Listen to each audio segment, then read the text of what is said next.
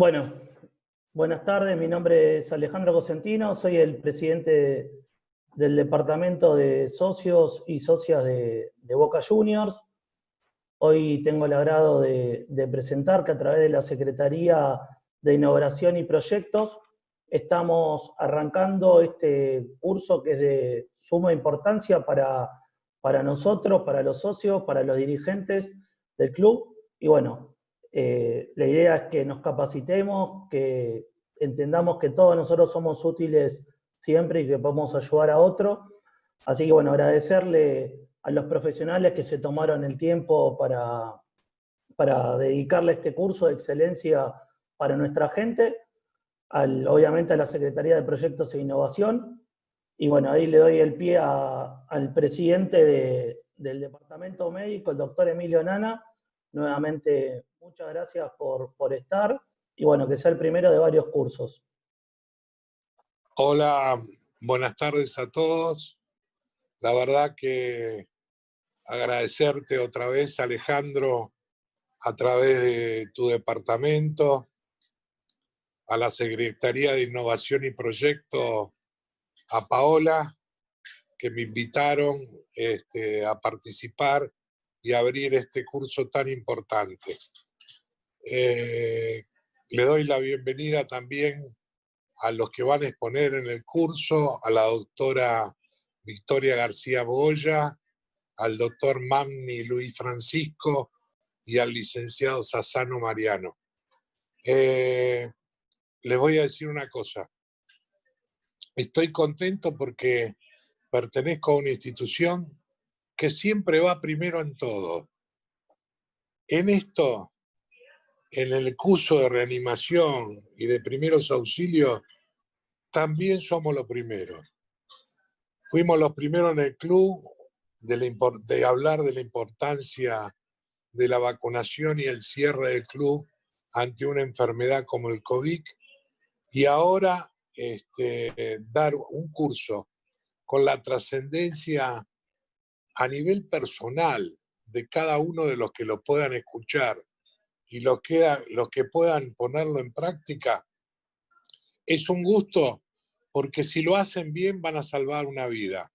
Y no solamente una vida de un hincha de fútbol boquense, sino en cualquier momento donde ustedes estén en presencia de una persona que está con un paro cardíaco y que puedan reanimarla inmediatamente, va a ser un hecho en el cual ustedes se van a sentir bien y realmente siempre se van a acordar de este curso, que apareció en un momento en una institución y le da la posibilidad a una persona que pueda resolver el problema y salvar la vida.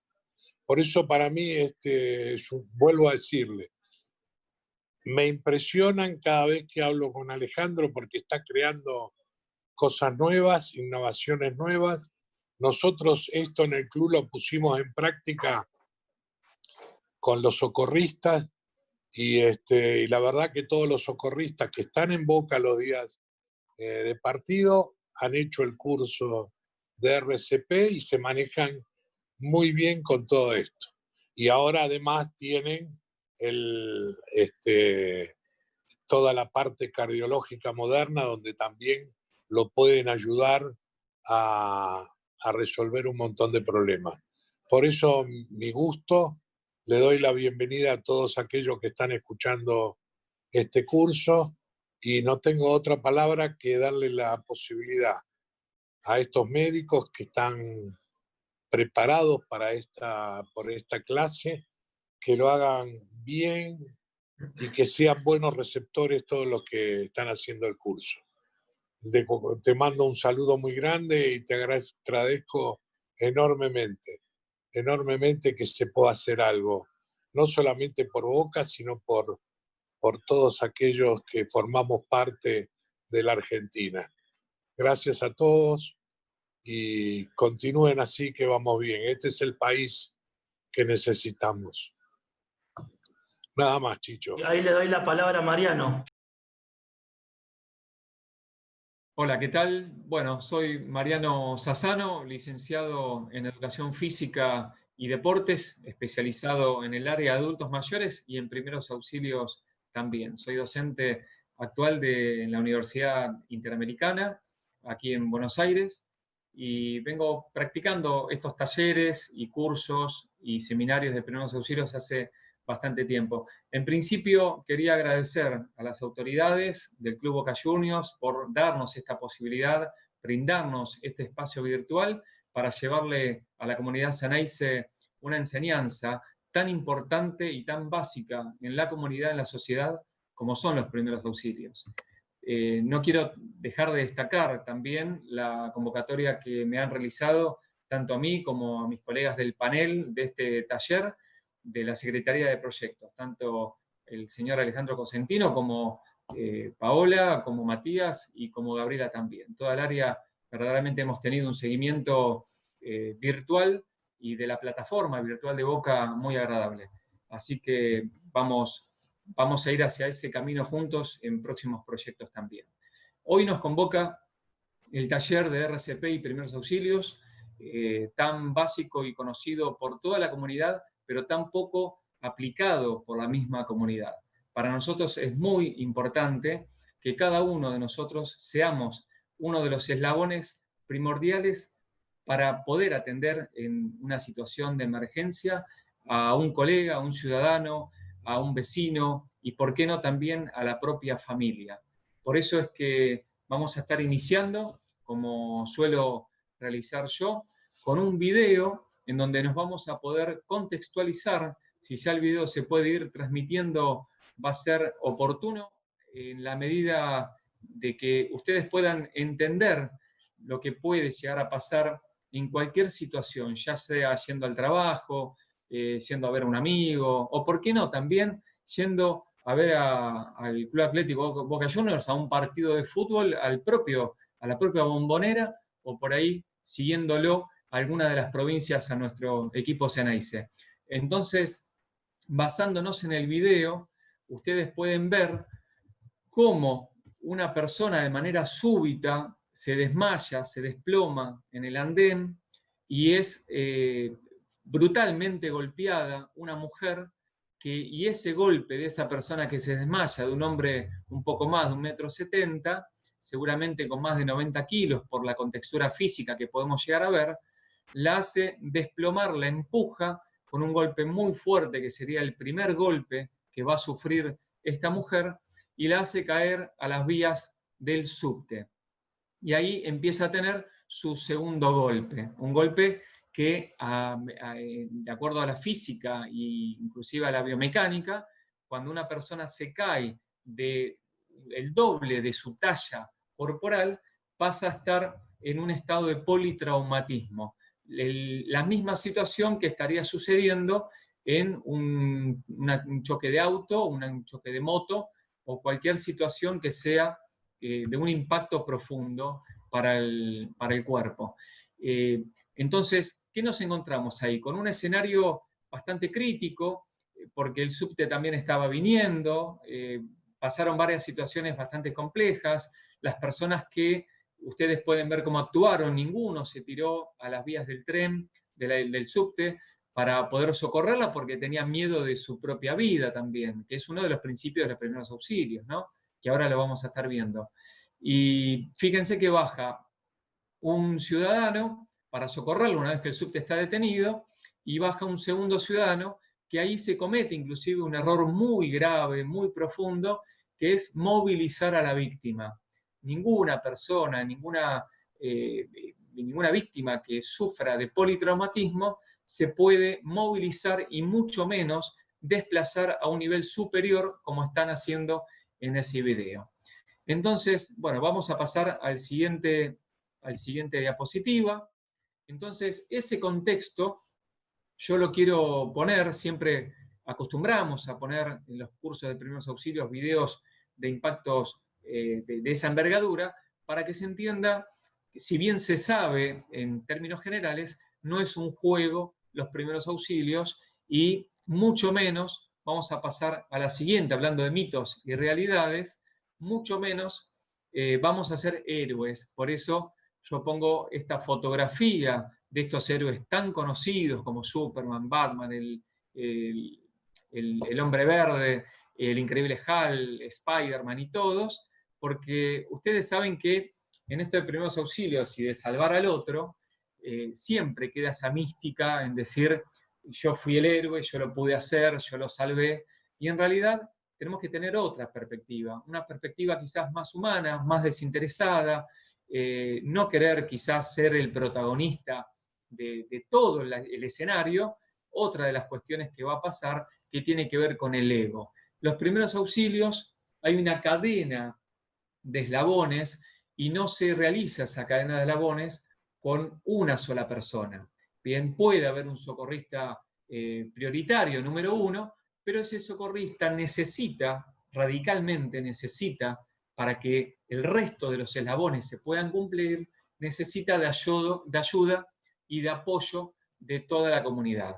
Bien, ustedes saben que en estos escenarios de primeros auxilios, muchos de ustedes han pasado seguramente alguna situación de desagrado. En general las personas suelen más observar, y lo hemos visto en las autopistas de Buenos Aires cuando hay un choque de automóviles, cómo el resto de las personas se detienen o disminuyen la velocidad solo para ver qué pasó en ese accidente y no para colaborar. Eso entorpece mucho el escenario y eso entorpece a aquellas personas que quieran sí colaborar efectivamente. Por lo tanto, el primer mito que hay que desterrar es que aquellos que quieran actuar en primeros auxilios van a tener ese papel de héroe, porque no es la filosofía principal de los primeros auxilios. Vamos a pasar a la siguiente. Bueno, otro de los mitos, por supuesto, que hay que desterrar en los términos de primeros auxilios y aquellos que acuden a los cursos y a las capacitaciones de primeros auxilios tiene que ver con el roce o la línea fina que cruzamos a la hora de hablar de aspectos médicos, como la temperatura corporal, la presión arterial, un desvanecimiento, la disminución de la glucosa, a partir de ahí el desmayo.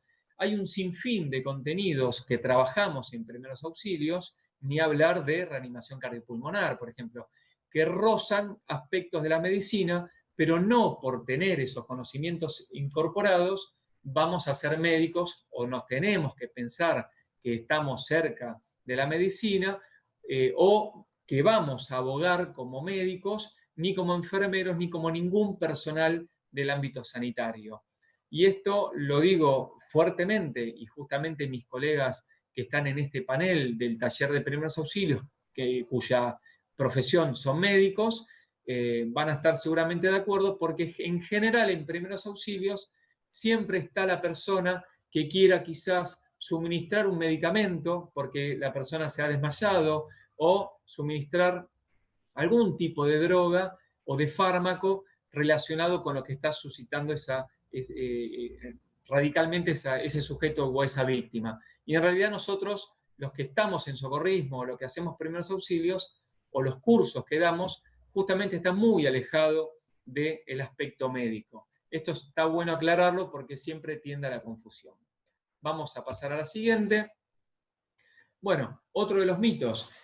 Catástrofes. En realidad los primeros auxilios no estarían quizás a la altura de la participación activa en catástrofes. Esto también se los quiero contar a ustedes, hinchas Ceneice, porque es muy importante que sepan que hay situaciones que a uno emocionalmente lo van a estar superando. Y esto es en términos de catástrofe. ¿Podemos colaborar? Sí, claro, porque si ustedes han realizado capacitaciones en primeros auxilios, bueno, tranquilamente tienen conocimientos para colaborar. Pero en estas catástrofes, como para que ustedes no tengan miedo, que es uno de los principales barreras que tienen los primeros auxilios, el miedo y el pánico, no crean que están obligados a participar en este tipo de catástrofes o de situaciones de emergencia. Para eso hay equipos muy importantes preparados, paramédicos, médicos, enfermeros, emergentólogos, que van a participar en este tipo de eventos. Uno como socorrista, como auxiliador, puede participar, pero en la medida que ellos nos permitan. Bien, vamos a pasar a la siguiente. Bueno, y obviamente, si bien van a poder, como dice el texto, aprender, conocer, digamos, involucrarse con los primeros auxilios y las técnicas básicas, y RCP más el DEA, que es el desfibrilador externo automático, no es la idea, o hay que quitarnos de ese inconsciente, o consciente mejor dicho, la sensación de que vamos a estar besando a una persona por el hecho de hacer reanimación cardiopulmonar. También uno de los mitos que hay cuando las personas toman curso de primeros auxilios, que lo primero que nos preguntan es si van a tener contacto boca a boca, porque en primeros auxilios hay mucho de manipulación del cuerpo del otro y hay mucho de intervención. Y si bien las directrices internacionales hace un poquito más de 5 o 6 años aceptaba, protocolarmente hablando, la respiración boca a boca, hoy por hoy, 2020, ya es uno de las maniobras que se ha dejado de realizar para lo que nosotros llamamos conocimiento LEGO o las capacitaciones LEGO, que es el conocimiento básico que tiene que tener la comunidad. Se ha sacado la técnica o la maniobra de reanimación ventilatoria o técnicas de salvamento, como se debe decir. Ahora se están realizando en niveles más avanzados con mascarillas que se llaman las pocket, u otro tipo de elementos que cubren la boca como para que no haya contactos de fluidos. Puede ser sangre, puede ser algún tipo de secreción que la víctima, en momento de convulsivar o del momento de algún tipo de accidente, pueda llegar a secretar por la boca y el socorrista no tenga que tener contacto directo. Por eso hay algunas barreras de protección que después vamos a estar viendo seguramente. Bueno, vamos a pasar a la siguiente. Acá ya estamos en los conocimientos un poco más teóricos, más bibliográficos, y estamos hablando del concepto. Vamos a desglosarlo un poquitito, vamos a tratar de entenderlo como para que no sea un texto literario únicamente, y dice así: son los cuidados inmediatos, adecuados y provisionales prestados a las personas accidentadas o personas que sufran alguna enfermedad repentina, de manera inminente y repentina, hasta que llegue el personal calificado o que nosotros podamos alcanzarlo a algún centro asistencial. Entonces, ¿qué quiere decir esto? Cuidados inmediatos, ahí ya nos está dando una pauta de tiempo. Es muy importante, y es una primicia inclusive, número 1 en primeros auxilios, el factor tiempo. Nosotros tenemos que intentar actuar de manera rápida, como dice justamente ahí, inmediato. O sea, tenemos que, cuando una persona está, vamos a citar, porque ya lo estuvimos viendo, el video del subte, esa persona que se ha caído al andén, del andén a las vías del subte, necesita una atención inmediata, sin dudas que necesita una atención inmediata, porque inclusive hasta podría llegar a estar transitando alguna hemorragia cerebral interna y en términos de minutos nomás podría llegar a tener inclusive una muerte cerebral o peor todavía, un paro cardiorrespiratorio. Y si en los primeros 4 o 5 minutos esa persona no recibe la asistencia adecuada de primeros auxilios, seguramente podría llegar a fallecer. Algo que no le comenté, en ese video, gracias a Dios, esa persona no termina fallecida, termina siendo atendida y gracias a Dios con vida está en estos momentos. Bien, adecuados.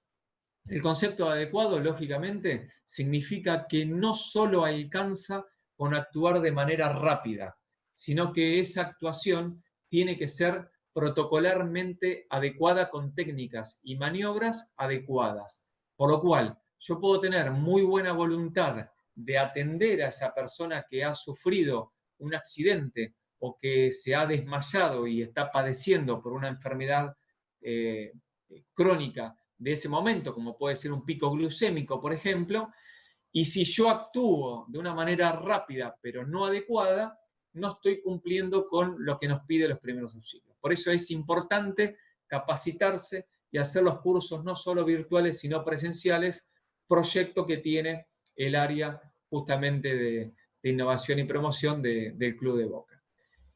Provisionales porque lo vamos a estar realizando, estas técnicas de primeros auxilios, por un tiempo determinado. O sea, no va a ser para siempre mi intervención, sino que es hasta que venga el personal médico, como bien dice el texto del concepto al finalizarlo, que dice personal calificado.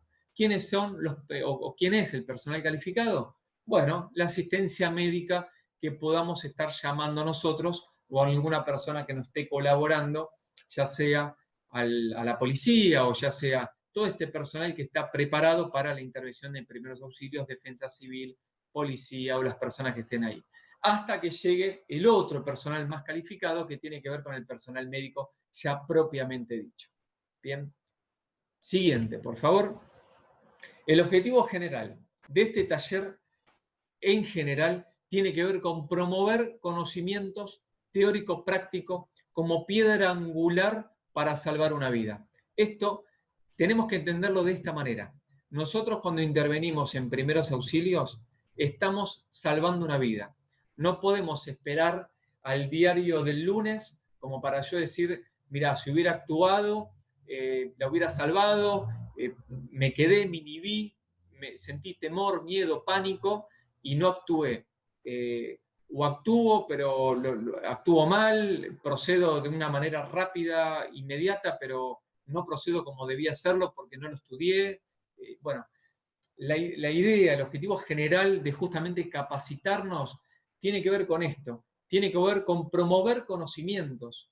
Bien, en esta instancia, por una cuestión de la pandemia, en esta instancia virtual, lo estamos ofreciendo de manera justamente online, pero motivacional inclusive, porque lo que nosotros intentamos como profesionales del área es llevarte a vos, al hincha Ceneice, justamente un disparador que tiene que ver con generar conciencia, en capacitarse. Hoy estamos en la virtualidad, pero cuando salgamos de la pandemia nos vamos a encontrar en el club y en cada una de sus sedes, para las filiales, para poder llevarte conocimiento.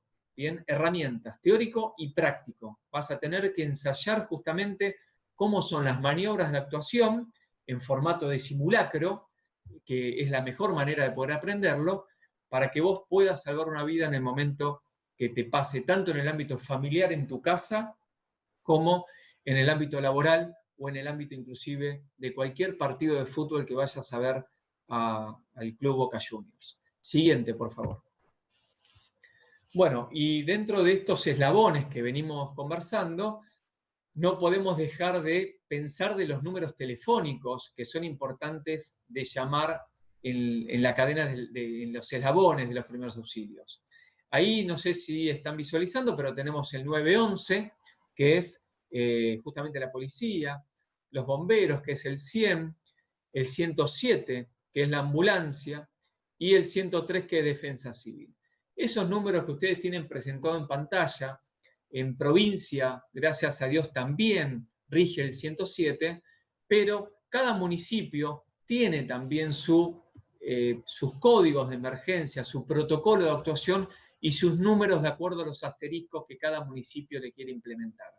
Por lo tanto, yo te pido que te comprometas también a visualizar cuáles son esos números para que en el momento de que vos los necesites, más allá de estos genéricos, que también puedas hacer uso. El ejemplo más claro que me viene ahora a la mente es cuando vas en la ruta, cualquiera de las rutas nacionales o provinciales, vas a ver que hay carteles de asterisco 100 y algo, en donde vos podés llamar en caso de que tengas algún accidente justamente en algún viaje que vos puedas hacer. Entonces, eso es un indicador como para que vos veas que cada región, cada municipio, cada lugar tiene, más allá de estos números que son generales, genéricos, tiene su número específico de salvamento. Es muy importante que vos tengas en tu celular con la letra A, que lo vas a tener al principio de tu agenda, lógicamente por orden alfabético, tengas números de emergencia. Si no lo tenías, a partir de este encuentro, de esta charla, ya tenés que empezar a tenerlo, averiguarlo, investigarlo y tenerlo. Siguiente, por favor. Bueno, ¿por qué un protocolo de actuación? Por varios motivos. Yo les voy a citar estos 4 que están ahí, el A, B, C, D, y después les voy a dar una apreciación personal también. Los protocolos te permiten o te aseguran de alguna manera conservar la vida. Esto por supuesto que es cierto.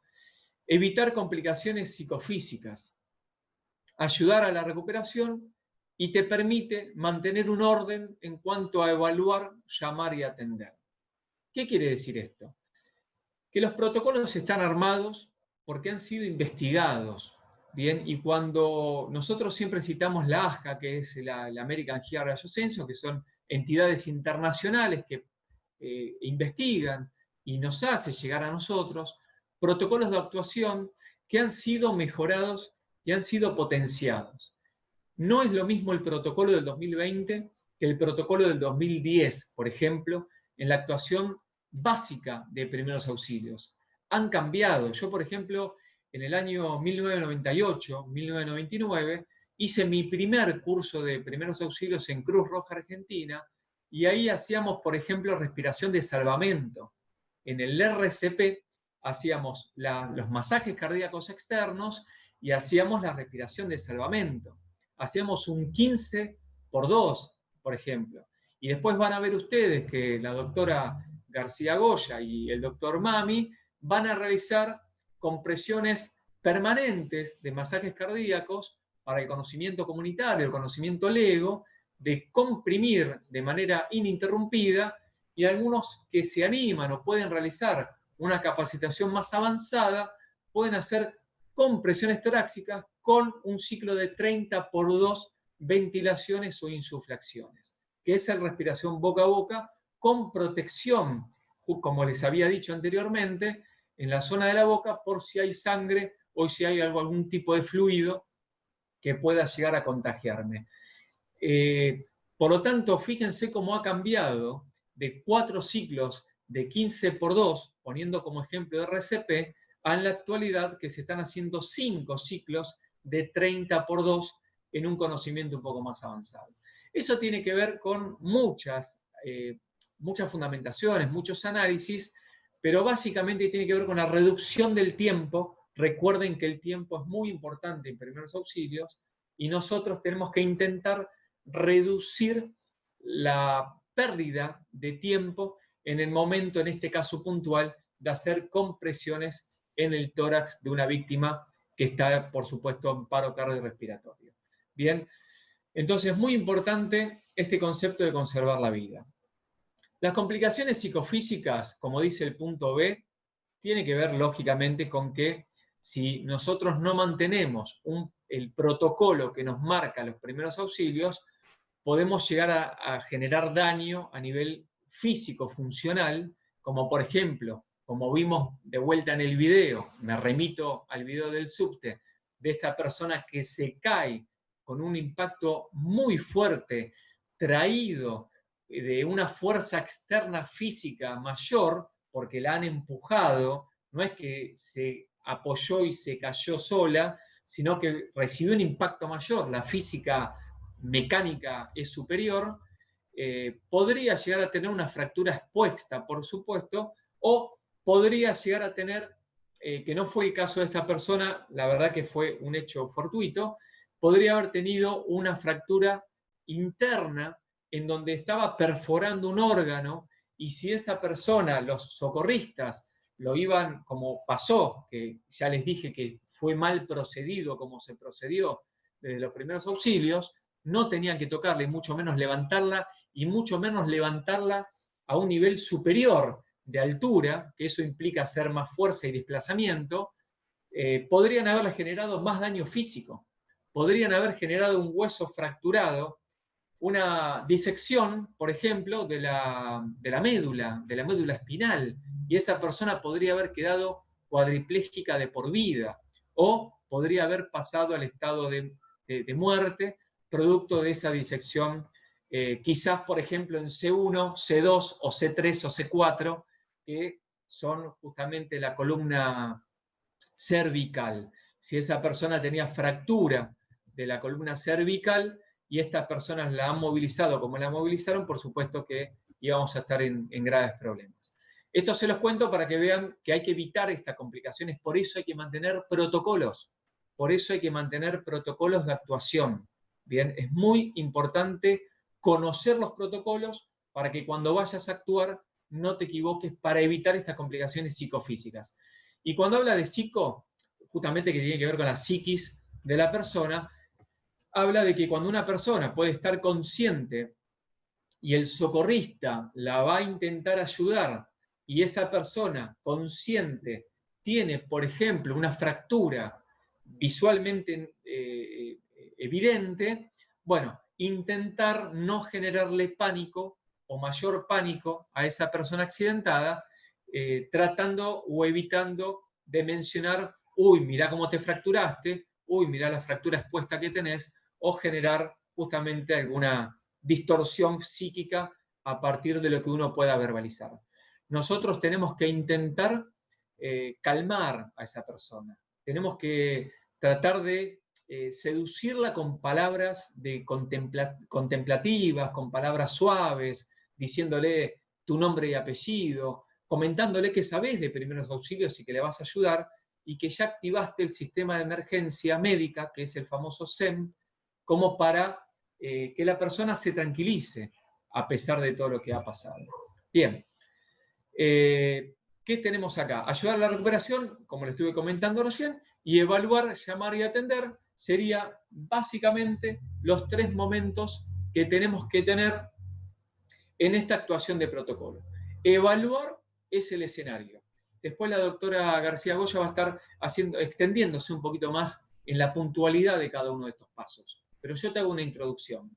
Evaluar tiene que ver con evaluar el escenario.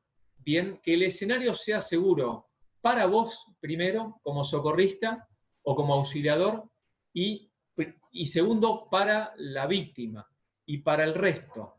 Por ejemplo, si yo estoy en una situación en donde hay un incendio y hay una persona adentro, yo tengo que tener cuidado de no ingresar y ser segunda víctima. Justamente los primeros auxilios, lo que pregona, lo que aboga, es no generar, si hay una víctima, no generar 2 víctimas, ¿bien? Y que vos no seas justamente esa segunda víctima. Por eso tenés que evaluar el escenario. Lo segundo es llamar. Vos tenés que llamar una vez que evalúas el escenario. En general todo esto se hace de manera prácticamente simultánea.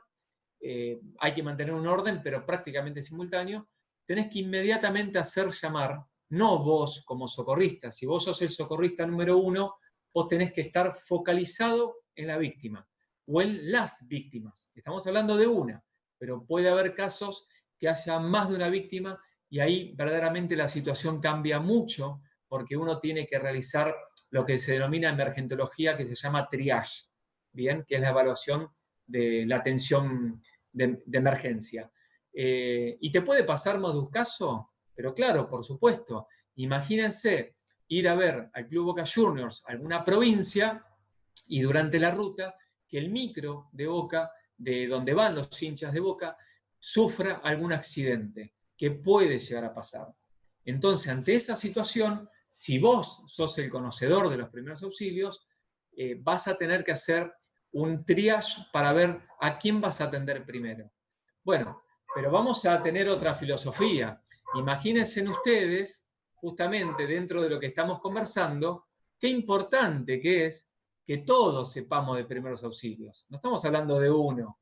Si en el micro están yendo 60 hinchas ceneices y los 60 hinchas saben de primeros auxilios, ya ahí estamos cubriendo justamente este concepto de ayudarnos. La idea es que no uno solo sepa de primeros auxilios, sino que toda la comunidad podamos conocer de estas herramientas. Ahí estamos mejorando el nivel de atención.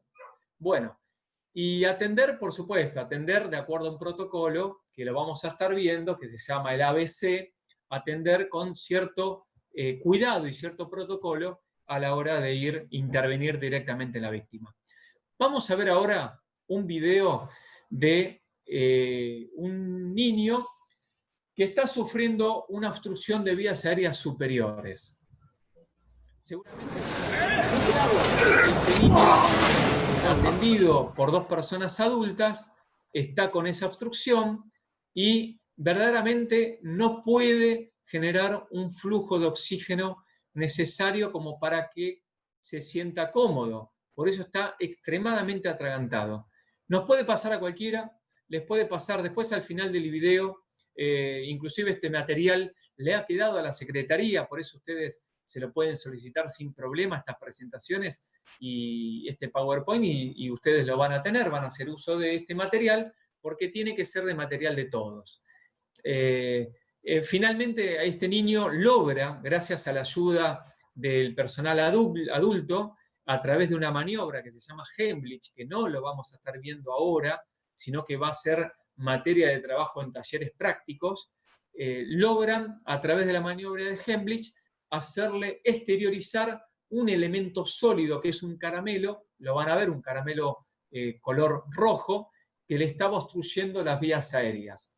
Verdaderamente era una situación muy fea, que imagínense ustedes estar en una pizzería y estar atragantándose o con un trozo de pizza, con un carozo de una aceituna, o mismo estar en un asado o en tu casa o en cualquier lugar en donde vos tengas una obstrucción total de las vías aéreas superiores y no puedas ni siquiera respirar. Verdaderamente no tenés mucho tiempo para actuar, porque aproximadamente entre 4 y 6 minutos de una asfixia total de las vías aéreas superiores, pasás de estar en estado consciente, pasás a estar a estado inconsciente. Bien, y si no logran desobstruirte las vías aéreas superiores en una situación inconsciente, a partir de ahí entras en paro cardíaco, y si no logran sacarte del paro cardíaco, ustedes ya saben cuál es el desenlace de este caso clínico que recién les acabo de decir. Es muy complejo este tipo de intervención. Bueno, vamos a la siguiente.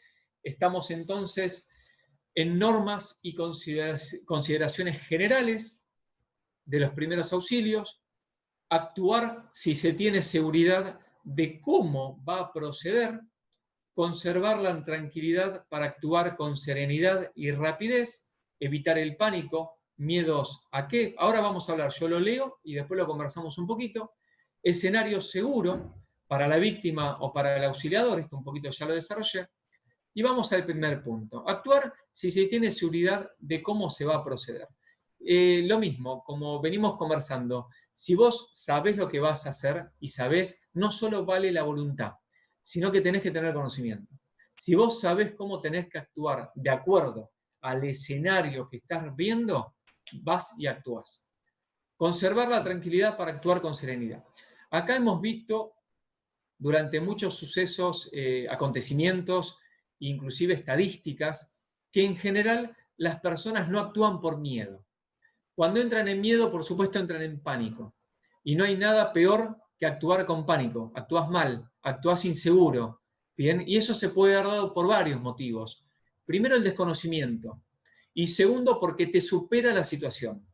¿Bien? Vos podés hacer un curso de primeros auxilios y, sin embargo, cuando estás quizás en las vías del tren y una persona se accidenta, esa situación te superó. Por más que hayas hecho, emocionalmente te superó, por más que hayas hecho un curso de primeros auxilios. ¿Bien? Otra situación se puede dar en un caso quizás familiar, en donde no todos estamos preparados para ayudar a un familiar porque la situación familiar te excede tus emociones.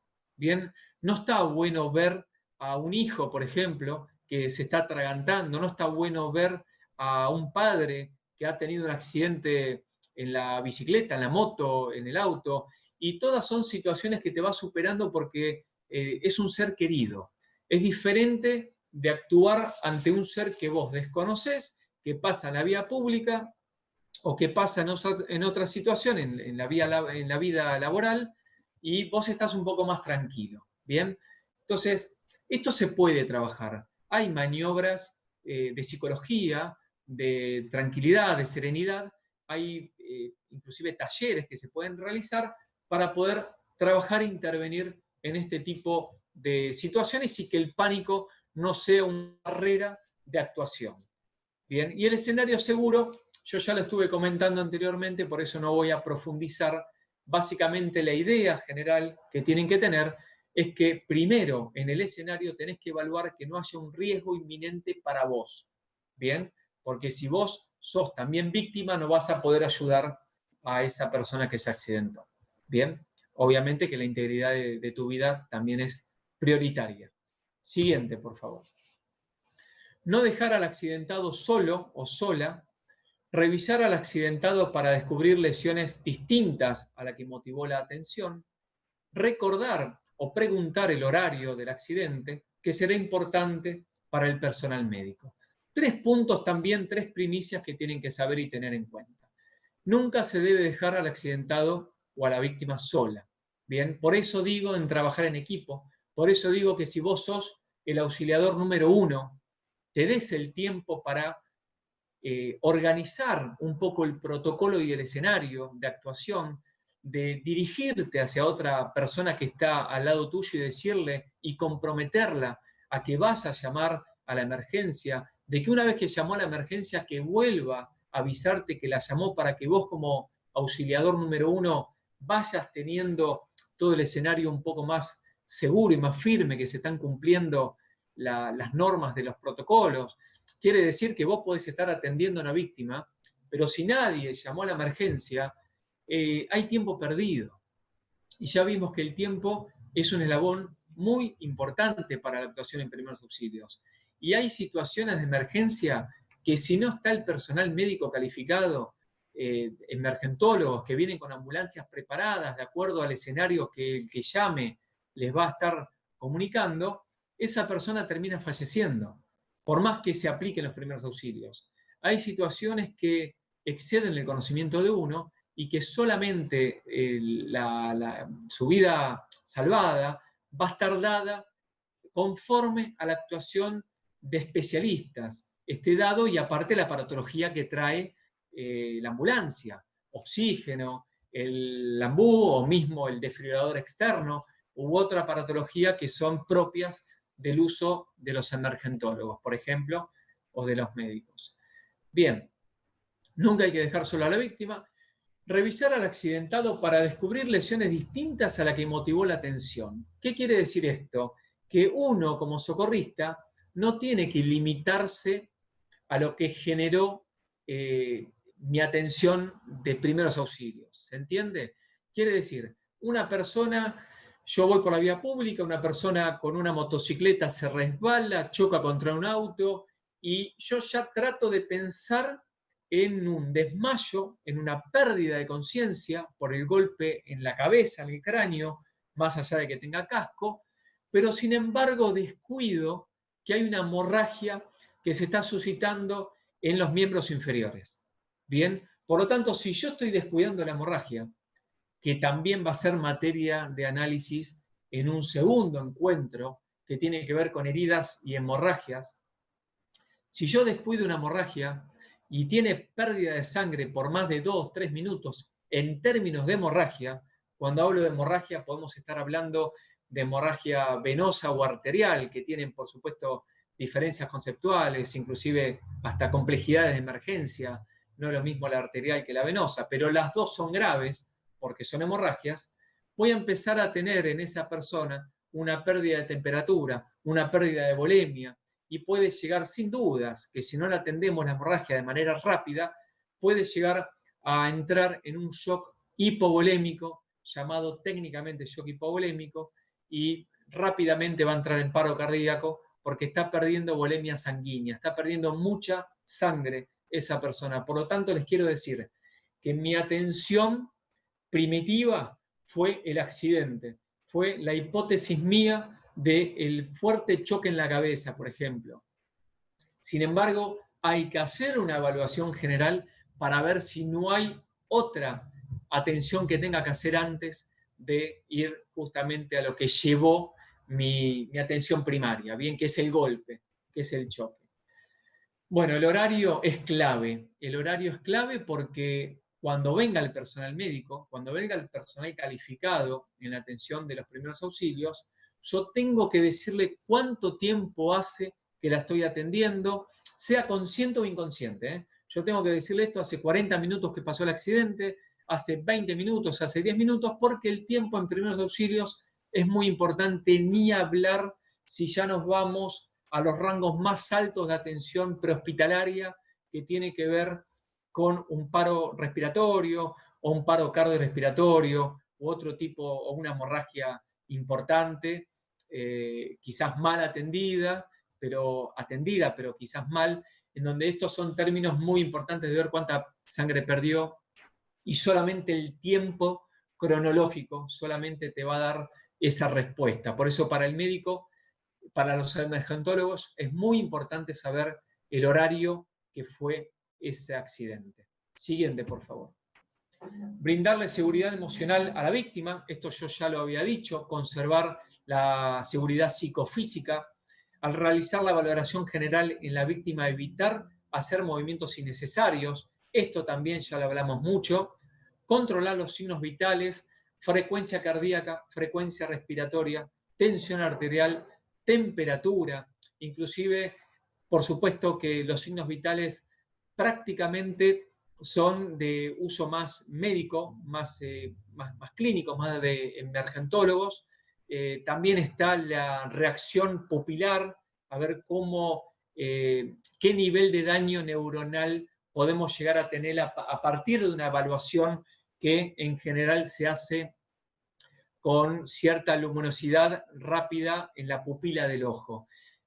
Ahora, más allá de estos conocimientos que son de índole más médico, tranquilamente los socorristas, los auxiliadores, las personas en general, deberían tener conocimientos básicos sobre qué es la frecuencia cardíaca, cuáles son los valores básicos de frecuencia cardíaca. Si no, no vas a poder realizar el RCP o no vas a entender por qué estás haciendo un RCP, que entender la fundamentación de la reanimación cardiopulmonar es extremadamente importante. Bien, no solo como técnica mecánica tenemos que aprenderla, sino conocer un poco los fundamentos le va a dar un poco más de seriedad y credibilidad a la técnica que estamos aprendiendo. Ni hablar la frecuencia cardíaca, cuántas ventilaciones tenemos que tener por minuto, también es un dato importante que el socorrista tiene que saber. La tensión arterial o la presión arterial comúnmente conocida, también es importante saberlo porque en alguna situación de emergencia, independientemente de que, por ejemplo, en un traslado hacia algún partido de visitante de Boca, tenemos que llevar en el micro un botiquín, que eso por supuesto va a ser materia de trabajo que vamos a estar haciendo con la secretaría. Todos tienen que llevar un botiquín, cada micro tiene que tener un botiquín en donde haya elementos básicos, y el tensiómetro, por ejemplo, tiene que ser un instrumento también para poder llevar. Muchas veces una persona se siente un poco desvanecida, se siente un poco caída, y simplemente haciendo una medición de tensión arterial podemos saber, por ejemplo, si tiene baja o alta la presión, y eso puede ser un indicador, un signo, un síntoma para que uno sepa qué está pasando. Y la temperatura corporal, que es un poco más complejo, pero es una explicación de por qué en las películas que vemos que cuando alguien se accidenta, por ejemplo, la tapan hasta el cuello y le dan un poco más de temperatura, justamente porque el hipotálamo, que es un poco el termostato, el termorregulador del cuerpo, empieza en una víctima inconsciente, empieza a sufrir algunas alteraciones si hay pérdida de temperatura corporal. Bien. Víctima consciente o inconsciente, hay que saberlo, no es lo mismo. Después vamos a profundizar un poquito más sobre esto, pero sepan que no es lo mismo para nada hacer una atención a una víctima consciente, habría que definirlo técnicamente, o inconsciente que no tiene ningún tipo de respuesta de acuerdo a los estímulos que cada uno le haga. Ya sea estímulo sonoro, ya sea estímulo auditivo, sonoro, verbal, o mismo con el famoso pellizcón que se hace en la zona subclavicular para ver si hay reacción eléctrica en cuanto a eso. Bueno, no luchar contra lo desconocido, lógicamente que es muy importante. No tenemos que luchar contra lo que no sabemos. No tenemos que intentar superarnos nosotros en una situación de emergencia. Tenemos que hacer hasta donde nosotros entendemos que podemos intervenir. Es muy importante este punto. Ustedes que me están escuchando muy atentamente, es muy importante entender y volver a la filmina número 1 que decía: no somos héroes, no luchemos contra lo desconocido. Siempre es bueno actuar sobre lo que conozco, porque si no, volvemos a repasar cada uno de los slides que estuvimos viendo y se van a dar cuenta que luchar, o mejor dicho, actuar sobre un escenario que no conocemos va a llevar a que fracasemos, va a llevar a que esa víctima esté peor, y uno no quiere empeorar la situación, sino al contrario, realizar técnicas y maniobras que lleven a que esa vida se pueda salvar y que esa víctima esté mucho mejor. Bien, con este último detalle hemos finalizado. Vamos a la siguiente. Ahí tenemos una gráfica de cuadritos cuyos rostros tienen signos de interrogación. Esto es materia de trabajo ya para ustedes. La Secretaría va a estar tomando preguntas que ustedes tengan con respecto a mi presentación puntualmente y por supuesto después a las presentaciones de los doctores también, que van a estar a continuación. Y nosotros se lo iremos respondiendo seguramente en algún formato y plataforma que las autoridades de Boca Juniors y la Secretaría en particular estén determinando. Bien, muchas gracias. Siguiente filmina, muchas gracias Club Boca Juniors.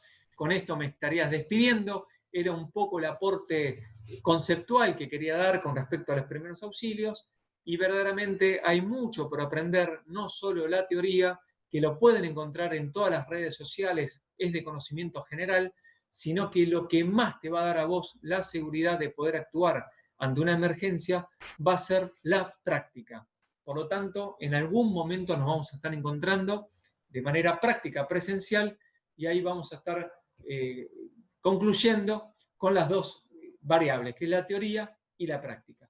Muchas gracias a todo el Club Boca Juniors. Gracias al licenciado Mariano Sassano por la charla. Ahora seguimos con la doctora Victoria García Goya con el curso de RCP. Hola, mi nombre es Victoria García Goya, soy médica pediatra, trabajo en un departamento de emergencias de un hospital general. La idea es charlar un poquito acerca de RCP. La intención básicamente de esta charla es ofrecerles herramientas a ustedes, que son personal no sanitario, vamos a llamarlos reanimadores LEGO, para asistir a una persona en el momento del colapso, ¿sí? En el caso de un paro cardiorrespiratorio. La idea es ofrecerles maniobras de RCP básicas, sencillas y practicables por cualquier persona, y acá voy a hacer especial hincapié y énfasis en la importancia que se le estuvo dando a estos cursos y estos talleres en los últimos años, ¿no? Entrenando gente que no tiene nada que ver con el personal sanitario, como para atender a estos pacientes en la estadía prehospitalaria, ¿no? Porque, bueno, nosotros los médicos y los enfermeros recibimos al paciente en paro, y la verdad es que hace mucha diferencia la atención prehospitalaria en estos pacientes con respecto a la tasa de sobrevida y a las complicaciones que pueden llegar a sufrir si es que salen del paro. Siguiente. Las posibilidades del éxito, ¿sí?, de este tipo de maniobras van a depender principalmente de tres instancias. Primero, en el tiempo transcurrido desde que se reconoce el paro hasta el inicio de la reanimación. Segundo, la enfermedad de la víctima, básicamente qué fue lo que generó el paro cardiorrespiratorio. Y por último, y es algo en lo que vamos a trabajar durante esta charla, es en la calidad con la que se realice la RCP, ¿sí?, especialmente lo que son las compresiones torácicas. Siguiente. La RCP se realiza porque la víctima sufre un paro cardiorrespiratorio. Acá por ahí vamos a hacer un poquitito vamos a detallar un poco lo que es el paro cardiorrespiratorio, como para que ustedes entiendan las maniobras que vamos a realizar y la intención de sustituir, ¿no?, la función de bomba del corazón, que es lo que dejó de funcionar en los pacientes que sufren un paro. Cuando hablamos de paro nos referimos a la interrupción de lo que es la actividad circulatoria y la actividad respiratoria en las personas que en realidad lo que hacen es llevar sangre oxigenada al resto de los tejidos. Nosotros, comprimiendo y realizando estas compresiones torácicas, lo que hacemos es suplir y sustituir la función de bomba del corazón. Hay múltiples causas. Las causas en el adulto, digamos, la causa más frecuente del paro cardiorrespiratorio en el adulto es la de origen cardíaco. Es por eso que las campañas de RCP en los últimos años se focalizan en lo que son las compresiones torácicas. Seguramente han escuchado nombrar la RCP solo con las manos, ¿sí? En los pacientes en donde uno presencia el colapso súbito, la sangre se encuentra adecuadamente oxigenada, y lo que uno hace con las compresiones torácicas es sustituir la función cardíaca de bomba, ¿sí? De distribuir esa sangre oxigenada por todo el cuerpo. A veces este tipo de eventos pueden anticiparse por síntomas como por ejemplo el dolor torácico, el dolor de pecho, la sensación de falta de aire, el síncope o la pérdida de la conciencia, y a veces se produce en forma abrupta y sin previo aviso. Siguiente. Hablando un poquito de lo que es la cadena de supervivencia, que es una secuencia de eventos en forma ordenada, que se activan en el momento de un paro cardiorrespiratorio, los 3 primeros eslabones pueden estar desarrollados y desempeñados por cualquier persona, ¿sí? Gente que no pertenezca al ámbito sanitario. Primero, reconocer inmediatamente el paro y activar el sistema de emergencias. Esto por ahí es lo más importante. Uno no puede ayudar sin antes pedir ayuda, ¿sí? Porque uno inicia las maniobras de RCP y después necesitamos a alguien que nos asista y que continúe con el tratamiento. Segundo, iniciar la RCP en forma precoz, haciendo énfasis en las compresiones torácicas, lo que habíamos hablado antes, la RCP solo con las manos. Y por último, y esto es algo que se va a desarrollar en la charla siguiente, es el uso de un desfibrilador, ¿sí? O la desfibrilación rápida. El Estadio de Boca dispone de desfibriladores automáticos externos, y son aparatos que pueden usarse fácilmente por cualquier persona, y utilizados en forma precoz salvan vidas. Siguiente. Primero, importante hablar del reconocimiento de la emergencia y la escena segura, ¿sí? Que es el primer paso. Uno no puede ponerse en riesgo, porque si no, en vez de haber una sola víctima, hay 2, ¿sí? Entonces nosotros no podemos ayudar a nadie si nosotros también nos convertimos en víctimas, eso es muy importante. Segundo, lo que hacemos es evaluar el estado de la conciencia del paciente, hablándolo en forma dirigida, agarrándolo de los hombros. ¿Está usted bien? Cuando uno presencia, ¿no? Una persona que sufre un colapso súbito o encuentra una persona desplomada en el piso, lo primero que hay que evaluar es si ese paciente responde o no responde. Después de eso, lo que uno hace es activar el sistema de respuesta a la emergencia y pedir un DEA. Siempre que se disponga, ustedes pídanlo, ¿sí? Nunca alejarse de la víctima e iniciar las maniobras de RCP. Siguiente. Acá tenemos 2 números, ¿sí? Para llamar en el caso de una emergencia. Tenemos el número 107, que es la línea gratuita del servicio público de la emergencia médica, y el 911, que es un número, digamos, nacional, general, que lo que hace después es distribuir y redirigir en realidad la emergencia a la entidad que corresponda, como por ejemplo los bomberos, la Policía Federal, la Defensa Civil o el sistema sanitario. Estos son números que uno tiene que tener siempre en mente o agendados en el celular, en el caso de que, por ejemplo, no nos encontremos solos, si tenemos que asistir a una víctima. Es importante que mientras que iniciamos las maniobras de RCP, activemos el sistema de emergencia desde nuestro teléfono. Obviamente que si nos encontramos con otras personas, uno va a dar el aviso y la orden del pedido de ayuda, ¿sí? Mientras que se queda la otra persona con el paciente o con la víctima. Una vez que se activa el sistema de emergencia, ¿sí? Se evalúa, digamos, se continúa con la evaluación del paciente. Primero recuerden evaluar si la víctima responde o no responde. En el caso de que el paciente responda, el paciente obviamente presenta su estado de conciencia conservado, por ende es un paciente que late, que no se encuentra en paro, tal vez sufrió una convulsión, tal vez sufrió un síncope, un desmayo. Uno lo que hace es posicionarlo en algo que se llama posición de recuperación, de costado, con el brazo que se encuentra sobre el piso ligeramente flexionado por debajo de su cabeza, como para que el paciente no ruede, y obviamente que después uno llama a la emergencia o a los socorristas para que se encarguen del tratamiento posterior. En el caso de que el paciente no responda, si uno activa el sistema de emergencia, se inicia rápidamente la RCP, Lo que uno hace por ahí brevemente, si está capacitado y se siente con la confianza de hacerlo, es evaluar la respiración. Recuerden que la respiración y el pulso, ¿sí? La evaluación de la respiración y el pulso no son condiciones indispensables para iniciar las maniobras de RCP para la gente que no pertenece al equipo de salud, porque muchas veces uno demora, ¿sí? En iniciar estas maniobras hasta que toma el pulso, hasta que evalúa realmente si el paciente respira o no respira, si respira en forma eficaz o efectiva o no, y demora el inicio de las compresiones torácicas, ¿sí? Que es lo que primero uno tiene que comenzar a hacer. Pero con respecto a la evaluación de la respiración, lo que uno tiene que hacer es posicionar al paciente, hiperextender levemente el cuello para despejar la vía aérea, mirar el tórax y ver si el tórax se eleva, ¿sí? Con los movimientos respiratorios. Hay veces que uno evalúa a un paciente que no se encuentra respirando y otras veces que donde el paciente, yo hablo de paciente porque soy médica, pero acá hablaríamos, digamos, de la víctima, ¿no? De la persona que sufrió el colapso.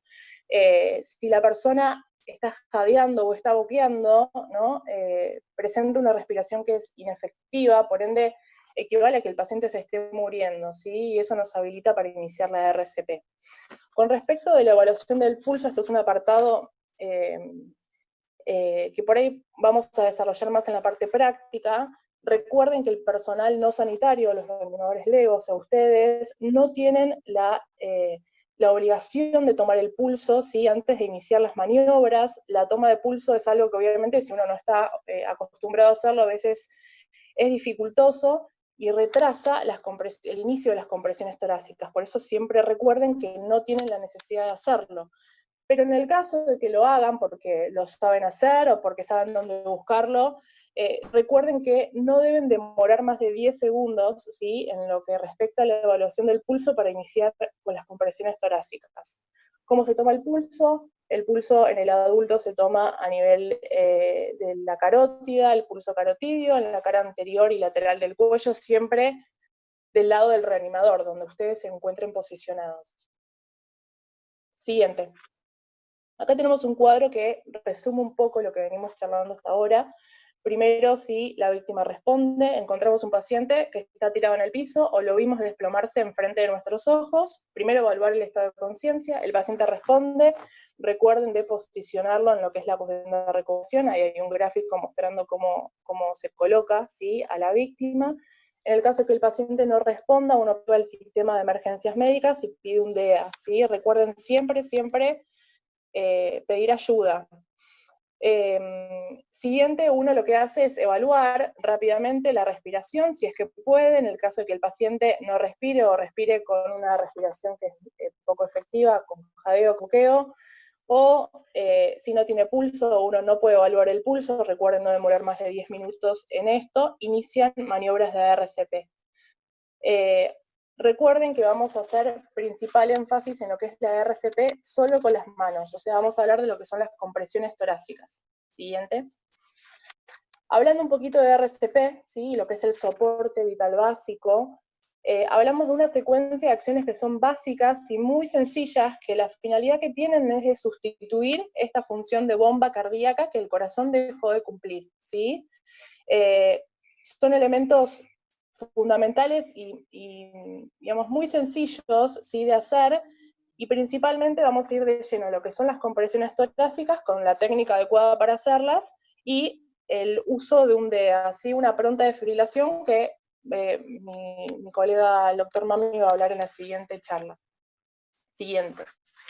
Vamos a hablar un poquito de la RCP de calidad. No sé si recuerdan que al principio de la charla hablamos de aspectos que van a determinar el éxito, ¿no? De una RCP adecuadamente realizada, y el último ítem era maniobras de compresión torácicas de alta calidad. Esto es muy importante, ¿sí? ¿Cómo son las compresiones torácicas de alta calidad? Son compresiones rápidas y fuertes, con una frecuencia al menos de 100 a 120 compresiones por minuto. Recuerden no rebotar sobre el paciente. Idealmente lo que hay que hacer es colocar al paciente sobre una superficie rígida, ¿sí? El piso, por ejemplo, y posicionarse al costado del paciente con una rodilla a la altura de su hombro, con las piernas ligeramente abiertas, con los brazos en hiperextensión, o sea, extendiendo bien los dos codos y apoyando el talón de una mano sobre el tórax del paciente a nivel de una línea imaginaria que se traza entre ambas mamilas, y la otra mano por encima de esa mano primera, ¿sí?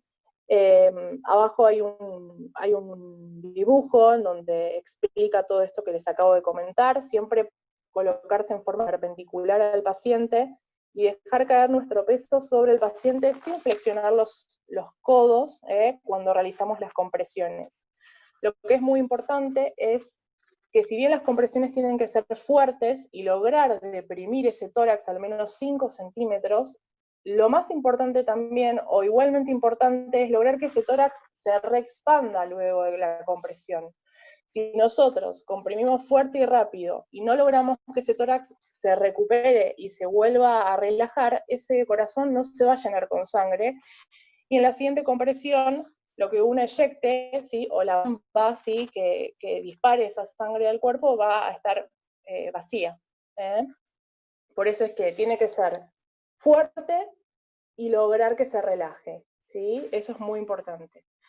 La secuencia, recuerden, de RCP, comienza con la letra C, seguida de la letra A, seguida de la letra B larga, ¿sí? Por las siglas en inglés de circulación, que tiene que ver con las compresiones torácicas, la A de vía aérea y la B de ventilaciones de rescate. Nosotros vamos a por ahí hacer mucho de detalle y énfasis en lo que son las compresiones torácicas.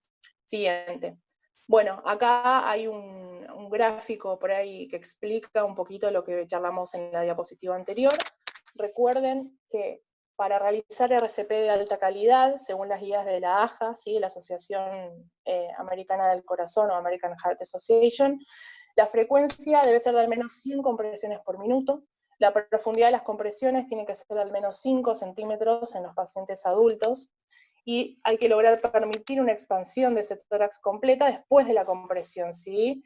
Y lo que también es muy importante es reducir la interrupción entre las compresiones. Yo no sé si alguno alguna vez participó de una situación de RCP y tuvo que realizar compresiones torácicas, comprimir y masajear cansa muchísimo. Y a veces la ayuda no es inmediata y los socorristas no llegan rápidamente y uno tiene que estar masajeando y comprimiendo por un periodo prolongado y eso cansa. Entonces siempre que ustedes se cansen y haya otra persona, hay que hacer el cambio, porque si no, la calidad de las compresiones disminuye y el paciente, obviamente, que le perjudica esto. Siguiente. Bueno, acá vamos a ver un video que explica en forma gráfica por ahí lo que venimos charlando hasta ahora con la técnica, ¿no? De las compresiones torácicas.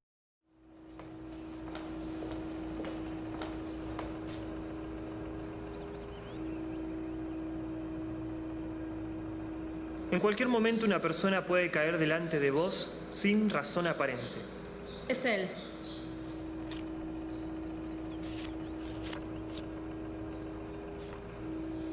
En la muerte súbita, el corazón se detiene. La persona pierde repentinamente la conciencia y deja de respirar. Hay algo que tenés que saber muy bien. A través de la RCP, reanimación cardiopulmonar, tan solo con las manos podés salvar vidas. ¿Estás listo para actuar?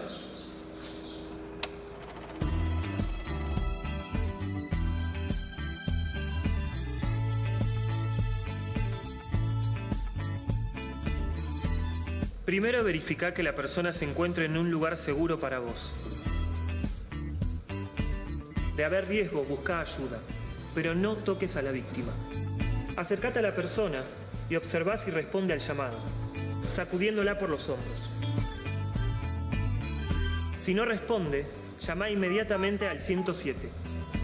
Observá si la persona mueve el pecho con cada respiración. Si la persona no respira con normalidad, comenzá con la RCP. Colocá el talón de una de tus manos en el centro del pecho a la altura de la medalla. Luego, colocá tu otra mano por encima de la primera. Con los brazos rectos, comprimí fuerte y rápido al ritmo de la música disco.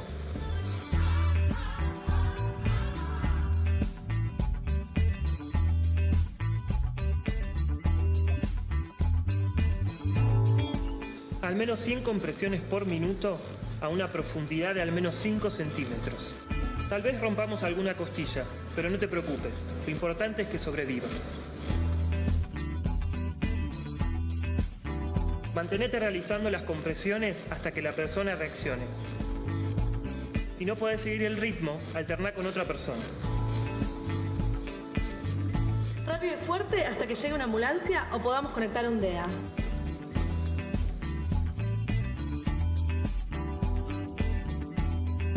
Acordate, llamar al 107 y comprimir rápido y fuerte salva vidas. Como ves, es solo cuestión de actuar.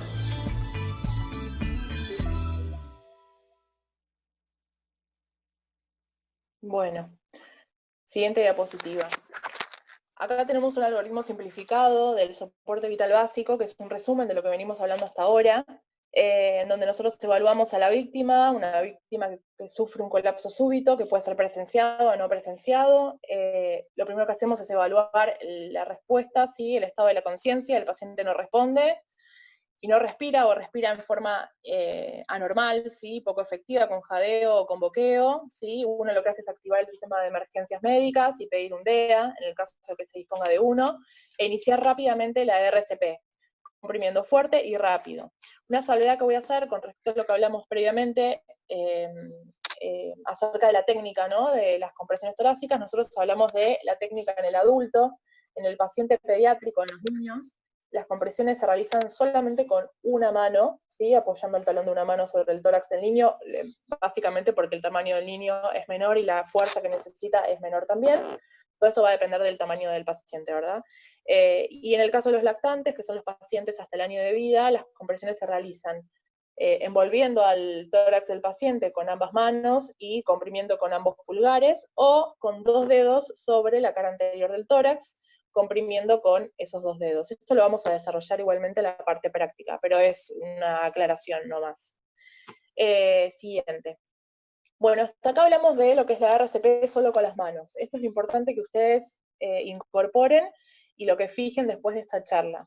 En el caso de presenciar el colapso de la víctima, ¿sí? La RCP solo con compresiones torácicas de alta calidad mejoran la sobrevida. Por esto que hablamos antes, la mayoría de los paros cardiorrespiratorios sufridos en el adulto son de origen cardíaco. Entonces, en el momento en el que el paciente sufre un infarto o una arritmia que genera el paro, ¿sí? La sangre de ese paciente se encuentra adecuadamente oxigenada. Nosotros con las compresiones reemplazamos la función que ese corazón no está cumpliendo, logrando que esa sangre se distribuya por todos los órganos. En el caso de que uno no presencie el colapso, no sabemos hace cuánto tiempo ese paciente está en paro, por ende, obviamente que probablemente la sangre no se encuentra adecuadamente oxigenada, o por ejemplo pacientes que sufren paros cardiorrespiratorios secundarios a episodios de ahogamiento o de asfixia, o paros cardiorrespiratorios en los pacientes pediátricos, en donde la causa más frecuente es la de origen respiratorio y no cardíaco.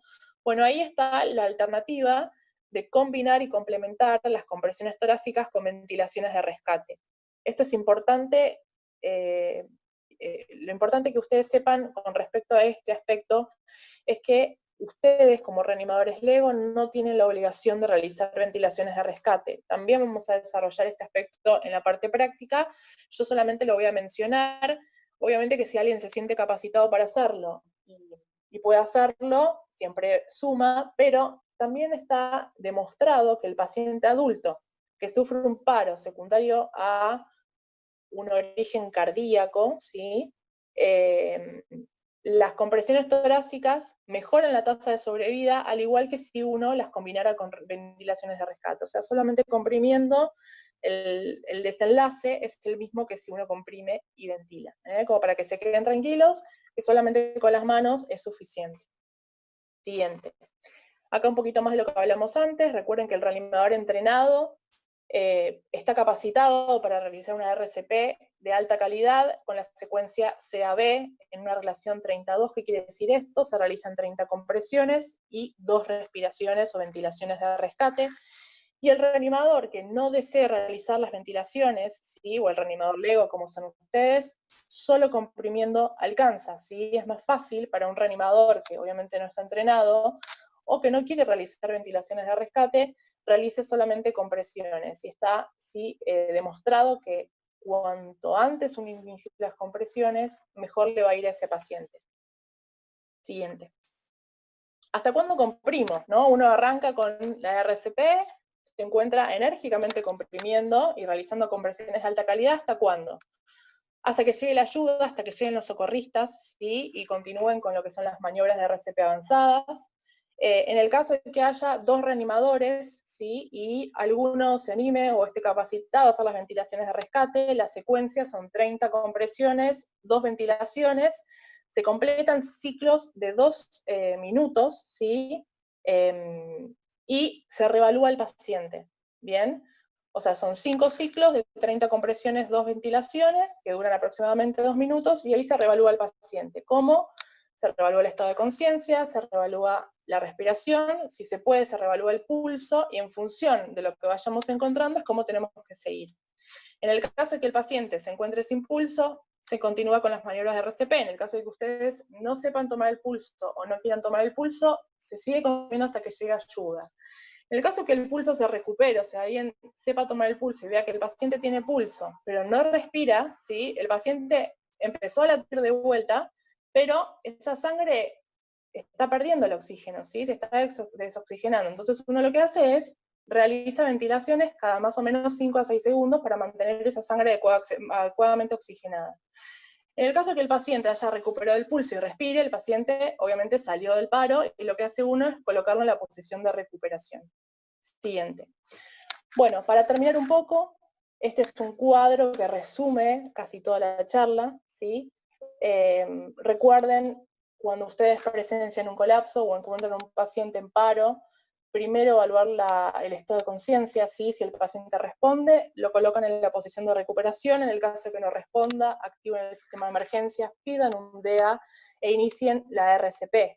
Si pueden evaluar respiración y pulso, buenísimo. Si no pueden evaluarlo y el paciente está en paro y no responde, inician compresiones torácicas de alta calidad, con la técnica, la frecuencia y las maniobras que hablamos antes. ¿Hasta cuándo? Hasta que venga alguien y nos ayude, hasta que lleguen socorristas y tomen la posta de ellos y continúen con maniobras de RCP avanzada.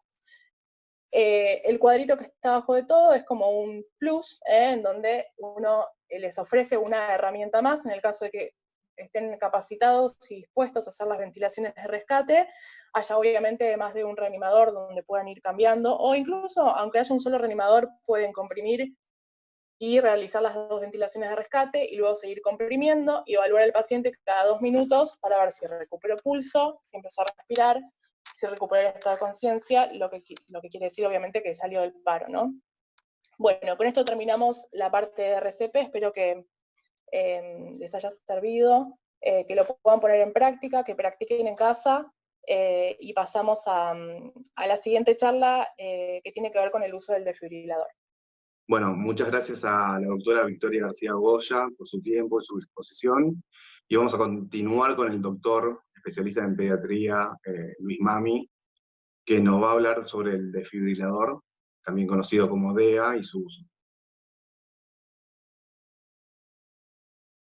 Bueno, mi nombre es Luis Mami, como ya me habían presentado. Vamos a continuar con la segunda parte de la clase de reanimación cardiopulmonar. Esta vez nos vamos a centrar específicamente en el desfibrilador externo automático, al que le decimos comúnmente DEA por sus siglas. ¿Está bien? Siguiente. Primero vamos a definir de lo que estamos hablando. Una vez tiene el concepto en la cabeza de esos desfibriladores que están en las películas, en las guardias de los hospitales, que es un aparato grande con unas paletas, que los médicos tocan un par de perillas y hacen la descarga. No estamos hablando de esos aparatos, son otro tipo de dispositivos computarizados que permiten el diagnóstico y el tratamiento de algunos ritmos cardíacos reversibles en el contexto de los paros cardíacos. Lo que hace estos equipos, analizan automáticamente la actividad eléctrica del corazón para determinar si la consecuencia de este paro, o la causa, mejor dicho, de este paro, es necesario revertirlo a través de una descarga eléctrica o hay que continuar con los masajes. Esto se realiza a través de electrodos adhesivos que vamos a tener que colocar sobre el cuerpo del paciente, ahora vamos a ver cómo se colocan, y con una serie de indicaciones sonoras que todos los equipos tienen en distintos idiomas, obviamente los que vamos a tener acá a disposición son en idioma español, que nos van a ir guiando en los pasos a seguir y cómo realizar todos los procedimientos. Son equipos muy sencillos de utilizar, la idea es que los puede usar cualquier tipo de persona, no solamente personal médico.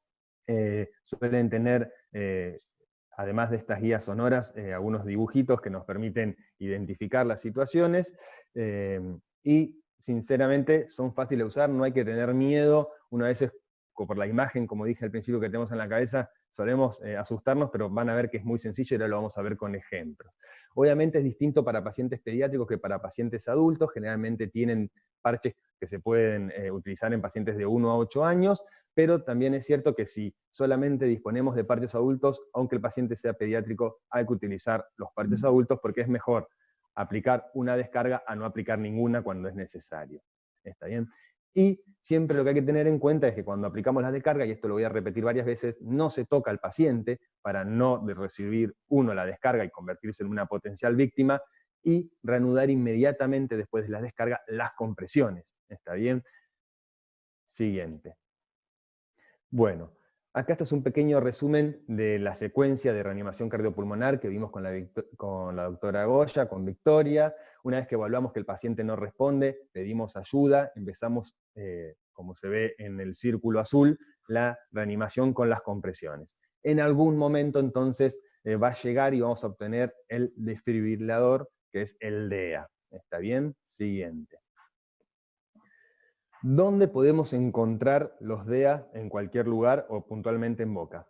Por suerte en Boca, como habíamos dicho, es un estadio cardioseguro, el primero de Sudamérica, está muy formado para esto, tiene grupos de socorristas durante todos los eventos, durante todos los partidos, están formados por grupos de 4 o 5 personas, y ellos disponen un desfibrilador cada equipo, así que según las tribunas y según esté la emergencia, ellos se acercan una vez que se active el sistema de emergencia, es decir, ante el conocimiento de un colapso súbito, ellos van a acercarse ya con el equipo preparado. ¿Está bien? Así que en Boca eso uno simplemente, es más sencillo, quizás tenga que arrancar la reanimación con las compresiones hasta que llegue, y pedir ayuda obviamente, y esperar a que lleguen los equipos socorristas.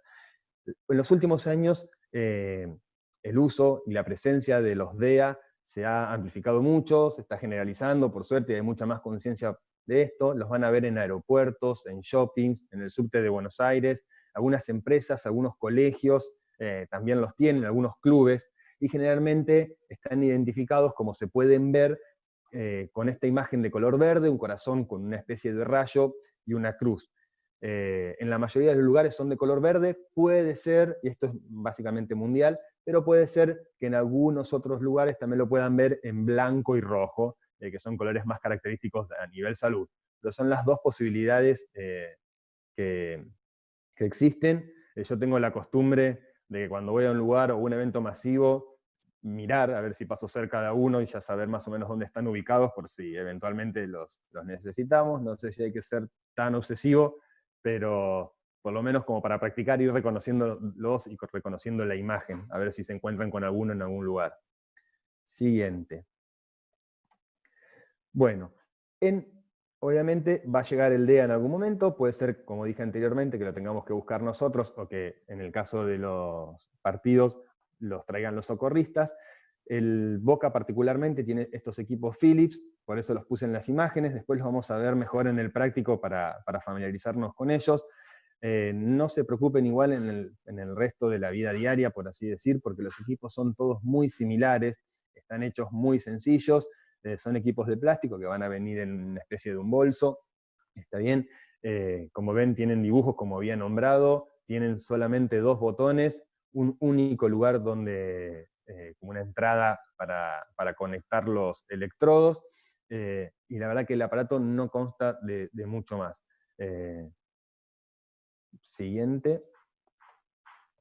Vamos ahora a practicar cómo los vamos a utilizar. ¿Está bien? Entonces, estamos reanimando al paciente con las compresiones, como habíamos dicho antes, llega el DEA, ¿está bien? Y es el momento de conectarlo al paciente. Primer concepto grande. Mientras se está encendiendo y colocando los parches del DEA, no es necesario interrumpir las compresiones torácicas. Es decir, que si hay dos personas, una va a estar realizando las compresiones torácicas como se venían haciendo, y la otra se va a estar encargando de encender y preparar el DEA. ¿Está bien? Para encenderlo y conectar los parches no es necesario alejarse del paciente ni interrumpir las compresiones, sí para aplicar la descarga. Cuando lleguemos a ese punto lo vuelvo a nombrar. Esto es importante porque una vez tiende a pensar que llega el DEA y llega la solución, y eso no es necesariamente cierto porque hay muchos ritmos cardíacos, mucha actividad eléctrica desordenada dentro del corazón que no necesariamente necesita una descarga para revertirla, y es más importante en esos casos las compresiones que la descarga. Entonces, como una de las premisas que habíamos nombrado con las compresiones, que las voy a repetir así las fijamos, que son comprimir a una velocidad correcta, que son entre 100 y 120 compresiones por minuto, a una profundidad correcta, las compresiones que son a 5 centímetros, un tercio de la altura del tórax, entre 6 centímetros, un tercio de la altura del tórax aproximadamente, descomprimir, dejar que el tórax entre compresión y comprensión se expanda completamente, y minimizar las interrupciones. Y acá es donde entra el DEA, no interrumpir las compresiones durante el encendido y la puesta a punto del equipo. Entonces, como dije, tienen un botón de encendido con el clásico logo de on-off. Hay que apretar ese botón. Siguiente. Una vez que comencemos, una vez que se aprieta el botón, generalmente hay alguna luz de display que dice que se encendió, y van a empezar las indicaciones sonoras en audio. Entonces, lo que se va a escuchar, que dice que conectemos los parches. Los parches son, como se ven en la imagen, literalmente parches que son autoadhesivos, tienen una colocación específica, que un parche, indicado con el dibujo, como pueden ver, se coloca debajo de la clavícula derecha, se pega, se quita el protector plástico y se pega en la piel, tiene que quedar bien adherido, y el segundo parche se coloca debajo de la axila, en la cara lateral del tórax izquierdo. ¿Está bien? Fíjense que no puedes conectar cualquiera en cualquier lado, pero el dibujito te dice cuál va en cada uno de estos dos lados. Cosas importantes con respecto a los parches. Uno es que no deben tocarse, porque si se tocan entre ellos, la corriente eléctrica va a pasar de parche a parche y no hacia el corazón. Nosotros lo que queremos hacer es que el corazón reciba esta descarga eléctrica. Si se pueden ver con los dibujitos, capaz que no se ve bien en la imagen, pero van a ver que la colocación de los parches es como que el corazón queda entre medio de parche y parche. Eso es para que la electricidad pase entre los parches y a través del corazón, y pueda ahí reorganizar la actividad eléctrica y empezar a latir con normalidad, si se puede decir. Entonces no se tienen que tocar los parches bajo ningún punto de vista. El cuerpo no tiene que estar mojado. Si puede ser un paro por una sumersión en una pileta, por un ahogamiento, hay que secarlo. Se pueden utilizar las mismas ropas, si las del paciente van a estar mojadas, ropas de la gente que esté cercana, pero no tiene que estar mojado porque el agua es conductora y entonces hace que la descarga no sea tan efectiva. Y obviamente tiene que estar sin ropa el paciente, ¿está bien? Y no tiene que tener también cerca de los parches ningún elemento metálico, como puede ser un collar o el aro de un corpiño, por ejemplo, porque si no también va a ser con material conductor y la descarga va a ir hacia ese lugar y no a través del corazón. Son detalles, pero que hay que tenerlos presentes al momento de colocar los parches. En pediatría, los parches, como dije anterior, hay parches especializados entre 1 y 8 años, que son un poquito menor de tamaño. Si no disponemos de estos parches, usen los parches adultos, no pase nada. Es mejor realizar una descarga que no realizar ninguna, pero sí la colocación es distinta. Se coloca uno en el pecho del paciente y otro en la espalda. Está bien, quedando el corazón en el medio. Esto es así porque el tamaño de los parches es más grande, y si lo colocamos en la posición de adultos se van a tocar, y eso es una de las cosas que no queríamos que pase. Siguiente, por favor. Una vez que colocamos los parches, como se ven acá en las imágenes un poquito más grandes, lo van a tener que enchufar, está bien, en el equipo. Van a ver que hay una única ranura, generalmente está en la parte anterior, en la parte de enfrente del equipo, pero puede estar en la parte de atrás o en la parte superior. Pero es el único lugar donde entra alguna ficha para conectar. No hay otro lugar donde lo puedan intentar conectar, entran de una única manera, así que eso es sencillo. Fíjense bien, era para mostrar esta diapositiva los dibujitos del paciente pediátrico, que también indican dónde se colocan. Siguiente. Bien.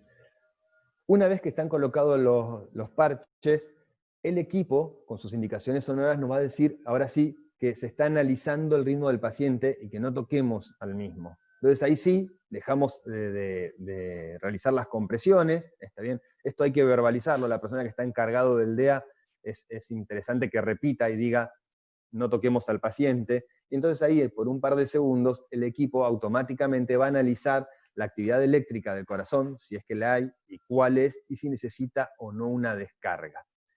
Si necesita una descarga, el equipo nos va a informar que hay que aplicar la descarga, y generalmente hay un pitido y se enciende una luz como de alarma para saber que tenemos que aplicar la descarga. Siguiente. ¿Cómo se aplica la descarga? Bueno, simplemente es apretando un botón, generalmente tiene la forma de un rayo, puede ser de distinto tamaño, distinta forma, pero la imagen es por convenio siempre la misma. Uno, antes de aplicar la descarga, tiene que cerciorarse de que no toquen al paciente absolutamente nadie. Esto lo voy a repetir muchas veces, pero tiene que quedar bien grabado. Y uno aprieta el botón y se realiza la descarga. Siguiente. Como dije recién, es importante verbalizar, decir en voz alta que nadie toque al paciente, y el que va a aplicar la descarga, mirar que esto efectivamente esté pasando, que no haya nadie que haya quedado con alguna mano en el tórax. A veces en la confusión queda una mano tocando alguna mano del paciente o alguna pierna del paciente, y eso hay que estar seguro de que nadie esté tocando al paciente al momento de presionar el botón de la descarga. ¿Está bien? Muchas veces lo que se dice es que nadie toque al paciente, voy a aplicar la descarga, 1, 2, 3, presiono. ¿Está bien? Como para que todo el mundo entienda lo que está pasando. Ahora lo vamos a ver en un videíto con Mariano para que sea un poquito más esquemático. Y lo que dije al principio, que una vez que se aplica la descarga, las indicaciones sonoras van a decir inicie nuevamente RCP, iniciar nuevamente las compresiones, que ya es seguro realizarlas. Entonces ahí no hay que esperar nada. Una vez que se hace la descarga y empiezan las indicaciones sonoras, volver al tórax del paciente e iniciar las compresiones como se estaba haciendo previamente. ¿Está bien? Después de 2 minutos de hacer compresiones, ahí se vuelve a analizar el paciente si esta descarga fue efectiva o no, y eso también lo va a hacer el equipo. ¿Está bien? Pero mientras tanto, tienen que realizar nuevamente las compresiones. Generalmente, los equipos, una vez que hacen la descarga, tienen un pitido que marca el ritmo de las compresiones para que uno se pueda guiar y no perder la frecuencia. Así que pueden usar después eso de guía. Siguiente, por favor. Bien. Este es el algoritmo entonces simplificado, pero para que lo tengan de repaso y se puedan familiarizar, esto lo vamos a tener mucho más presente al momento de realizar las jornadas prácticas, pero sabiendo básicamente las compresiones y cómo utilizar el DEA, pueden estar capacitados para realizar una reanimación sin miedo y con confianza. Algo que es importante decir, que no dije con la diapo anterior, pero me parece oportuno decirlo, es que una vez que se colocó el DEA, se administró la descarga, sería bueno que cambien de roles la persona que estaba usando el DEA con la persona que estaba haciendo las compresiones. Esto quiero decir que comprima ahora el que usa el DEA, si sabe hacerlas, y que el que hacía las compresiones antes pase a manejar el equipo del desfibrilador. ¿Por qué digo esto? Porque las maniobras de compresión cansan muchísimo. Verdaderamente hay que hacer fuerza para mover un tórax, asociado al estrés y a la situación emocional que se está viviendo ahí todos juntos, cansa mucho más, y eso está demostrado que pierden la efectividad. Es decir, que las compresiones se van haciendo cada vez menos efectivas a medida que nos cansamos, y entonces no estamos ayudando al paciente. Entonces, si se puede hacer en ese momento un cambio de roles, sería ya ideal para garantizarnos, garantizarlo, no sé si garantizarnos, pero mejorar las posibilidades de éxito de las maniobras que estamos realizando. Bueno, ahora vamos a ver un video, está bien, con audio. Yo no voy a hablar mientras tanto, así lo podemos ver, que explica más o menos el funcionamiento de un DEA. ¿Está bien? Un complemento importante. Así que cuando termina, hacemos el cierre. Unidad Ahí ponemos el video. Permanecer quieto. Los DEA dan una descarga eléctrica al tórax para tratar de devolver el ritmo normal al corazón. En tórax de Cuanto más rápido se administre esta descarga, más posibilidades tendrá la persona de sobrevivir. tocar al paciente. Analizando. Son seguros como para que podamos usarlo todos, aún con poca o ninguna experiencia. Tienen indicaciones habladas que nos dirán cuál es el modo de proceder. Descarga indicada. No tocar al paciente. Pulsar botón de descarga parpadeante. Simplemente encendelo y seguí las instrucciones del aparato. No te preocupes, si no es necesario, no dará la descarga. Administrada. Iniciar RCP.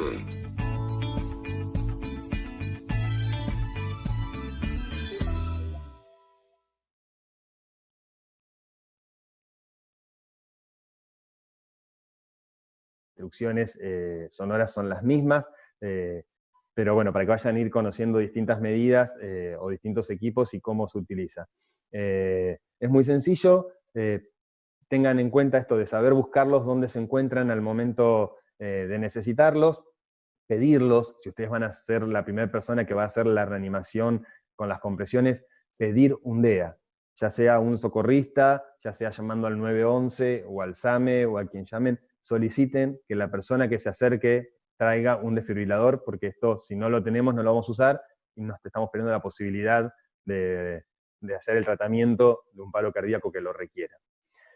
Bueno, muchas gracias, espero que les haya servido. Obviamente cualquier duda que tengan las vamos a ir respondiendo por las vías que dispongamos a tal fin, y nos vamos a estar viendo entonces en los encuentros prácticos para que ustedes puedan practicar los mismos. Ahora lo que vamos a hacer a continuación es una pequeña demostración por este medio, a ver si con eso también pueden incorporar un poquito la técnica de las compresiones.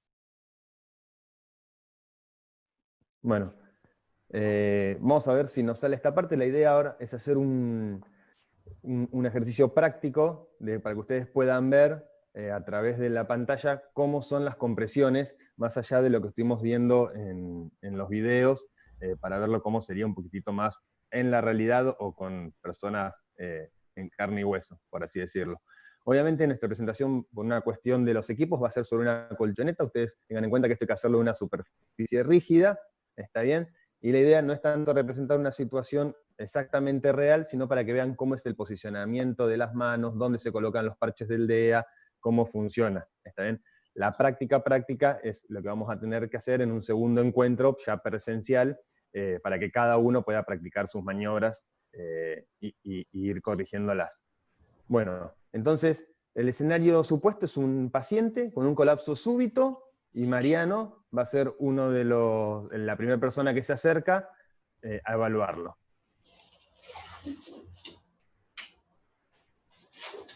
¿Está bueno, bien? obviamente primero... ¿Está bien? Está inconsciente. Fíjense que Mariano... Bien. Mariano reconoce al paciente, la seguridad de la escena, un paciente inconsciente, lo llama por su nombre, de frente, mirándolo, por su nombre si lo conoce, si no, no, está inconsciente, así que va a iniciar las maniobras de RCP, primero con compresiones. 1, 2, 3, 4, 5, 6, 7. Fíjense que lo va haciendo en voz alta, eso es importante, porque si hay más de un reanimador, que se puedan escuchar y entender lo que está pasando. 5, 6, 7, 28, 28. Perfecto.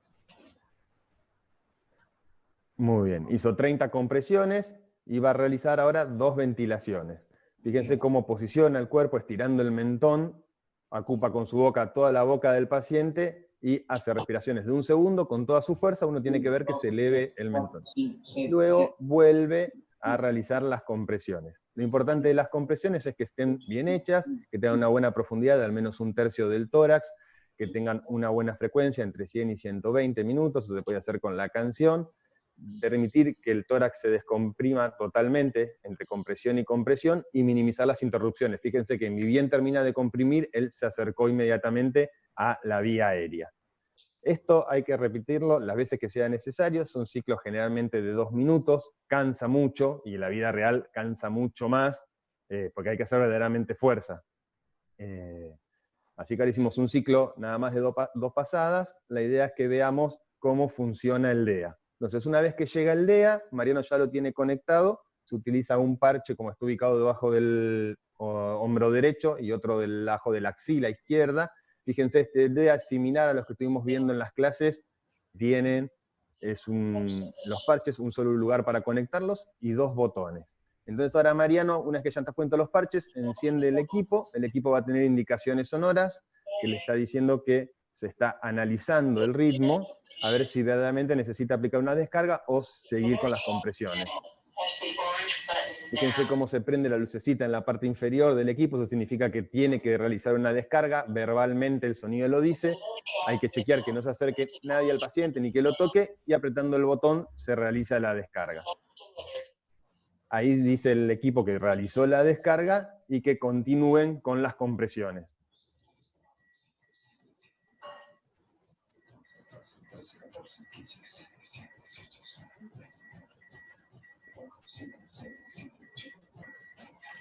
Fíjense que hay como un pequeño pitido, quizás lo puedan escuchar, si no en el práctico lo vamos a ver, que marca el ritmo con el que uno tiene que comprimir. Bueno, hizo las ventilaciones. Fíjense que en ningún momento se desconectó los parches, que las compresiones se pueden realizar, también se veía al principio siempre con los parches puestos, eso no es ningún impedimento para comprimir, y si hubiese más de una persona, la segunda persona, mientras una comprime, la segunda podría colocar los parches en ese momento. Solamente hay que despejar cuando se está analizando el ritmo y por supuesto cuando se aplica la descarga. Fijémonos ahora en nuestro ángulo para poder ver la posición del cuerpo. Fíjense cómo los brazos tienen que estar bien extendidos, sin flexionar los codos y las muñecas en ángulo recto con las manos. Fíjense la posición de la espalda, la fuerza de la está haciendo con el peso de su cuerpo, no con los codos, no con las manos, con todo el cuerpo arriba del paciente. La distancia que propuso entre el tórax del paciente y las rodillas de él, tener una distancia, si uno se pone muy cerca, no puede comprimir bien, y si está demasiado alejado, tampoco. Y la posición de las rodillas. Es una posición que cansa, pero es la forma correcta de realizar la fuerza para poder ventilar, y aparte estar también cerca de la vía aérea para hacer las ventilaciones.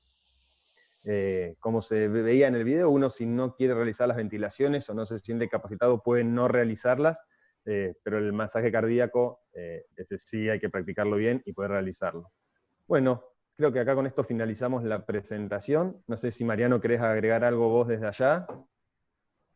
No, está perfecto. Lo único que puedo llegar a agregar como sugerencia, en caso de que las personas estén avanzadas en las técnicas de primeros auxilios, es recomendable en los 5 ciclos de 30×2, cuando llegamos al número 29, decir el número de la serie que vamos. Por ejemplo, 27, 28, 29, 1. 27, 28, 29, 2.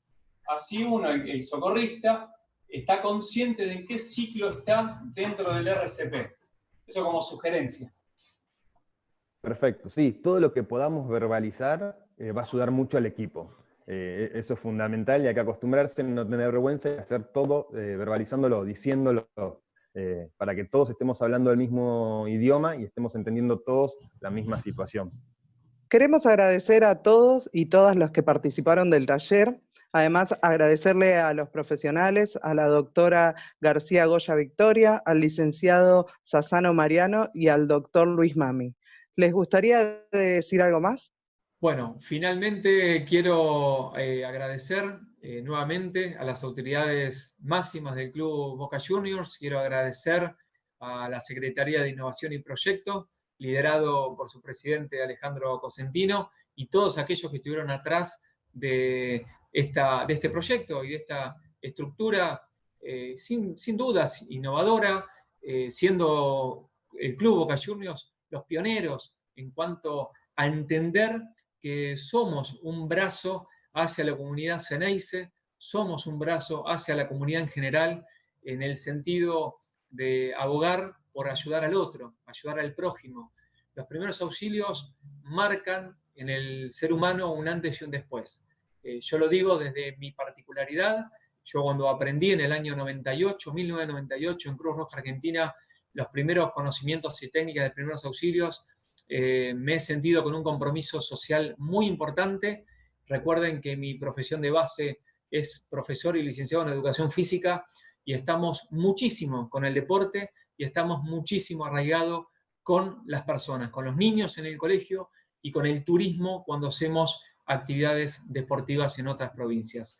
Por lo cual, el mensaje que yo tengo para darte a vos, hincha Ceneice, es comprometete con los primeros auxilios, comprometete con el prójimo, comprometete con las técnicas de RCP más el DEA, porque el día de mañana quizás te puede tocar a vos salvar una vida, o mejor aún, el día de mañana le puede tocar a un familiar tuyo que sea salvado por otra persona que haya estudiado primeros auxilios. Y yo creo que ahí es donde tiene el sentido de los primeros auxilios. Aprender para ayudar al prójimo. Muchísimas gracias. Bueno, primero agradecer al club por esta posibilidad y a los organizadores, a Paola Jiménez y a Gabriela Ferenaz, al departamento de socios y al departamento médico. Siempre está bueno aprovechar este tipo de oportunidades para hacer masivo, ¿no? Esto de capacitarnos en lo que son las maniobras de RCP para el personal no sanitario, hacer hincapié y énfasis en que esto salva vidas, en que a nosotros los médicos que trabajamos en un hospital nos llega un paciente que recibió RCP en el ámbito prehospitalario y ese paciente siempre le va mejor, y también ofrecerles a ustedes recursos como para poder atender inicialmente a estos pacientes en el caso de que uno presencie un colapso súbito o un paro en su casa, en un club, en la calle, en un supermercado, saber qué hacer, saber cómo es la secuencia, y obviamente que esto hay que practicarlo y repetirlos estos cursos, es como andar en bici, uno tiene que estar haciéndolo y practicándolo en forma constante. Así que bueno, espero que les haya servido y que lo practiquen en casa, con muñecos, con las almohadas, nos manden videos, y nos vemos en el próximo encuentro. Muy bien, espero que les haya servido. Para terminar, quiero agradecer a la Secretaría de Innovación Proyecto del Departamento de Socios, también agradecer al Departamento Médico, que con su aval nos permite estar realizando estas actividades. Espero encontrarlos a todos en la parte práctica. Muchas gracias por participar y espero que no lo tengan que usar nunca, pero que estén preparados para si es necesario hacerlo. Bueno, muchas gracias, un saludo grande a todos y nos estaremos viendo. Queremos agradecer a todos y todas los que se anotaron para participar del taller, además de los profesionales nuevamente, agradecer al club que nos sigue cuidando. Hoy nos capacitamos en las técnicas básicas del RCP, aprendimos sobre primeros auxilios y la utilización del DEA. Si tienen consultas sobre lo expuesto hoy en el taller, pueden enviarnos sus preguntas al correo electrónico proyectoscap@gmail.com. Una vez que finalice el encuentro, les va a figurar en pantalla. Además, el taller va a quedar grabado para que lo puedan ver las veces que necesiten. Todas las preguntas las van a responder los profesionales. Además, queremos hacerle una propuesta, que ustedes nos envíen sus videos caseros, que puedan hacerlo solos o en familia. Pueden utilizar un muñeco, una almohada. Todos los videos que nos envíen los van a poder ver en el canal. También les queremos hacer llegar entre hoy y mañana un cuestionario sencillo que les solicitamos que nos respondan a la brevedad. El próximo martes a las 19 horas podrán ver en el canal las respuestas a todas las preguntas que ustedes nos envíen, así como también los videos. La parte práctica de este taller se va a dar post pandemia en el club, en las peñas, en las filiales. Todo en grupo reducido para que todos tengamos la posibilidad de practicar las maniobras y dar por finalizado el curso. También les recordamos el lavado de manos, respetar la distancia social correspondiente, ventilar los ambientes y el uso obligatorio del barbijo. Apostamos a la vida y pronto nos volveremos a encontrar en nuestra amada Bombonera y en cada una de las tribunas. Queremos agradecer a todos los que participaron del taller, además también agradecer al productor Ignacio Silva, al diseñador Juan Ignacio Benítez, al doctor Emilio Nana y a Alejandro Cosentino. Además también de agradecerles el trabajo y la colaboración de toda la Secretaría de Innovación y Proyectos.